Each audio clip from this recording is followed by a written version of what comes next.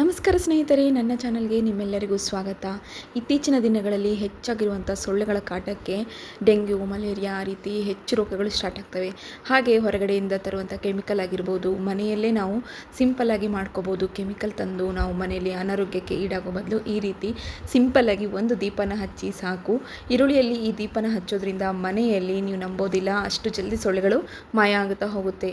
ಹಾಗಿದ್ರೆ ಬನ್ನಿ, ತಡ ಮಾಡೋದು ಬೇಡ, ಈ ವಿಡಿಯೋನ ಕಂಪ್ಲೀಟಾಗಿ ಎಂಡಿಂಗ್ ತನಕ ನೋಡ್ಕೊಳ್ಳಿ.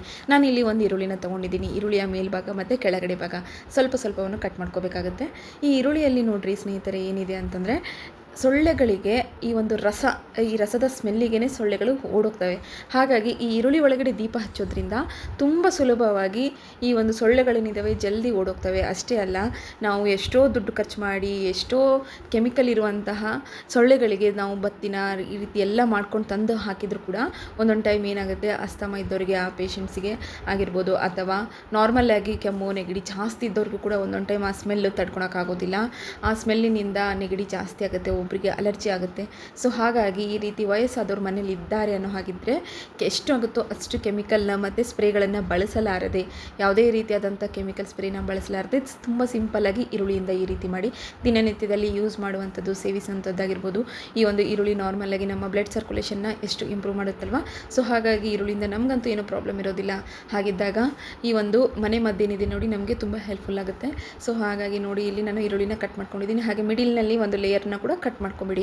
ದೀಪ ಹಚ್ಚೋದಕ್ಕೆ ನಿಮಗೆ ಎಷ್ಟು ಬೇಕಾಗುತ್ತೋ ಅಷ್ಟು ಡೀಪಾಗಿ ನೀವು ಈರುಳ್ಳಿಯಲ್ಲಿರುವಂಥ ಮಿಡಿಲ್ ಲೇಯರ್ನ ಕಟ್ ಮಾಡ್ಕೊಳ್ಳಿ. ನೆಕ್ಸ್ಟ್ ಬಂದುಬಿಟ್ಟು ನೋಡಿ, ಇಲ್ಲಿ ಕರ್ಪೂರನ ತೊಗೊತಾ ಇದ್ದೀನಿ. ದೇವರಿಗೆ ಹಚ್ಚುವಂಥ ಕರ್ಪೂರ, ಪಚ್ಚ ಕರ್ಪೂರ ಏನಿದೆ ನೋಡಿ, ಯಾವುದು ಅವೈಲೇಬಲ್ ಇದೆಯೋ ಅದನ್ನು ಆರಾಮ್ಸೆ ತೊಗೊಳ್ಳಿ. ಹಾಗೆ ಒಂದು 4 ರಿಂದ 5 ಲವಂಗನ ತೊಗೊತಾ ಇದ್ದೀನಿ.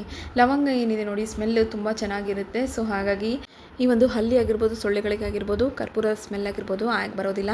ಸೊ ಹಾಗಾಗಿ ಕಂಪಲ್ಸರಿ ನೀವು ಈ ಒಂದು ರೆಮಿಡಿನ ಟ್ರೈ ಮಾಡಿ. ಸ್ಪೆಷಲಿ ಸೊಳ್ಳೆಗಳನ್ನು ಓಡಿಸೋದಕ್ಕೆ ಈ ಒಂದು ಬೆಸ್ಟ್ ರೆಮಿಡಿ ಅಂದರೆ ಸುಳ್ಳಾಗೋದಿಲ್ಲ ನೋಡಿ. ಇವಾಗ ಕರ್ಪೂರ ಆಯಿತು ಮತ್ತು ಲವಂಗ ಎರಡನ್ನೂ ಕೂಡ ಸಣ್ಣದಾಗಿ ಕುಟ್ಟಿ ಪುಡಿ ಮಾಡ್ಕೊಂಡಿದ್ದೀನಿ.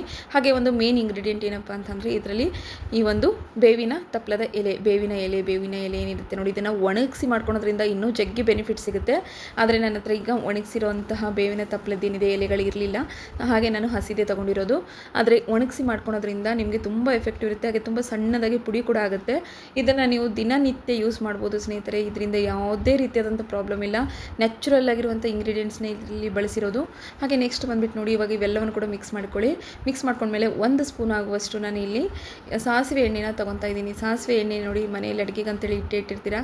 ಸೊ ಅದೇ ಒಂದು ಸಾಸಿವೆ ಎಣ್ಣೆನ ಬಳಸಿ. ಇಲ್ಲಿ ನಾರ್ಮಲಾಗಿ ಯಾವುದೇ ರೀತಿಯಾದಂಥ ಎಣ್ಣೆನ ಬಳಸೋಕೆ ಹೋಗಬೇಡಿ. ಇಲ್ಲಪ್ಪ ನಿಮ್ಮ ಹತ್ರ ಸಾಸಿವೆ ಎಣ್ಣೆ ಇಲ್ಲ ಅನ್ನೋದ್ರೆ ಬೇವಿನ ಎಣ್ಣೆನೂ ಬರುತ್ತೆ, ಅದನ್ನು ಕೂಡ ಕಹಿ ಬೇವಿನ ಎಣ್ಣೆ ಇರುತ್ತಲ್ವ, ಅದನ್ನು ಕೂಡ ಆ್ಯಡ್ ಮಾಡ್ಕೋಬೋದು. ಅದನ್ನು ಇಲ್ಲಾಂದರೆ ಸಾಸಿವೆ ಎಣ್ಣೆ, ಇವೆರಡರಲ್ಲಿ ಯಾವುದನ್ನು ಬಿಟ್ಟರೆ ಬೇರೆ ಯಾವುದನ್ನು ಯೂಸ್ ಮಾಡ್ಕೋಬೇಡಿ. ದಿನನಿತ್ಯದಲ್ಲಿ ಯೂಸ್ ಮಾಡುವಂಥ ಅಡುಗೆಗೆ ಆ ಒಂದು ಎಣ್ಣೆನ ಯೂಸ್ ಮಾಡೋಕ್ಕೆ ಹೋಗಬೇಡಿ. ನೆಕ್ಸ್ಟ್ ನೋಡಿ, ಇವಾಗ ಇದನ್ನು ನಾವು ಈರುಳ್ಳಿ ಏನು ಕಟ್ ಮಾಡ್ಕೊಂಡಿದ್ವಲ್ವ, ಸೊ ಈರುಳ್ಳಿನ ಮಿಡಿಲ್ ಭಾಗದಲ್ಲಿ ಏನು ಕಟ್ ಮಾಡಿದ್ವಿ ಅದನ್ನು ಈಗ ಇದರಲ್ಲಿ ಅಪ್ಲೈ ಮಾಡ್ಕೋಬೇಕಾಗುತ್ತೆ. ಅದಕ್ಕೋಸ್ಕರ ಇಲ್ಲಿ ನಾನೊಂದು ದೀಪವನ್ನು ಮಾಡ್ಕೊತಾ ಇದ್ದೀನಿ. ದೀಪಕ್ಕೆ ಇಲ್ಲಿ ಹತ್ತಿ ತೊಗೊಂಡಿದ್ದೀನಿ, ಹತ್ತಿ ಬತ್ತಿ ಮಾಡ್ಕೊಳ್ಳೋಣಂತೆ. ಈ ರೀತಿ ಮಾಡ್ಕೊಳಕ್ಕೆ ಆಗಲಿಲ್ಲ ಅಂತಂದರೆ ಈ ರೌಂಡ್ ಶೇಪ್ನಲ್ಲಿ ಮಾಡ್ಕೊಂಡು ಕೂಡ ಇಟ್ಕೋಬೋದು. ನನ್ನ ಹತ್ರ ಇಲ್ಲಿ ನಾರ್ಮಲಾಗಿ ಮಾಡ್ಕೊಂಡಿರೋಂಥ ಇರೋದ್ರಿಂದ ನಾನು ಅದನ್ನು ಉದ್ದಕ್ಕೆ ಹೇಗಿದೆ ಹಾಗೆ ನಾವು ದೀಪ ಹಚ್ತೀವಲ್ಲ ಅದೇ ರೀತಿ ಮಾಡ್ಕೊಂಡಿದ್ದೀನಿ. ಈಗ ನಾವು ಕಲಸಿಟ್ಕೊಂಡಿರುವಂಥ ಮಿಶ್ರಣನ ಈ ಒಂದು ಈರುಳ್ಳಿಯಲ್ಲಿ ಹಾಕಿಬಿಟ್ಟು ಒಂದು 5 ನಿಮಿಷಗಳ ಕಾಲ ದೀಪದ ಬತ್ತಿ ನೆನೆಯೋದಕ್ಕೆ ಬಿಡಬೇಕಾಗುತ್ತೆ. ಕರೆಕ್ಟಾಗಿ ಹೀರ್ಕೊಂಡಿದೆ ಅಂತ ಅನಿಸಿದ ಮೇಲೆ ನೀವು ದೀಪನ ಹಚ್ಕೋಬೇಕಾಗುತ್ತೆ. ಈ ಒಂದು ಸಿಂಪಲ್ ಟಿಪ್ನ ನೀವು ಫಾಲೋ ಮಾಡಿ. ದಿನ ಸಾಯಂಕಾಲ ಹೊತ್ತು ಸಮಯದಲ್ಲಿ ನೀವು ಈ ಸೊಳ್ಳೆಗಳು ಬರ್ತಾ ಇದ್ದಾವೆ ಅನ್ನೋ ಟೈಮ್ನಲ್ಲಿ ಈ ರೀತಿ ಮಾಡಿ ಇಟ್ಕೊಳೋದ್ರಿಂದ ನಿಮಗೂ ಕೂಡ ಈಸಿ ಆಗುತ್ತೆ. ಹಾಗೆ ದೀಪನ ಹಚ್ಚೋದ್ರಿಂದ ಮನೆಯಲ್ಲಿ ಕೂಡ ಪಾಸಿಟಿವ್ ಎನರ್ಜಿ ಜಾಸ್ತಿ ಬರುತ್ತೆ. ನೋಡಿದ್ರಲ್ಲ, ತುಂಬ ಸಿಂಪಲ್ಲಾಗಿ ಈಸಿಯಾಗಿ ಮಾಡ್ಕೋಬೋದು. ಈ ಒಂದು ರೆಮಿಡಿನ ನೀವು ಕೂಡ ಟ್ರೈ ಮಾಡ್ತೀರಂತ ಅಂದ್ಕೊಂಡಿದ್ದೀನಿ. ಈ ಮನೆ ಮದ್ದು ನಿಮಗೆ ಇಷ್ಟ ಆಗಿದೆ ಅಂತ ಅಂದ್ಕೊತೀನಿ.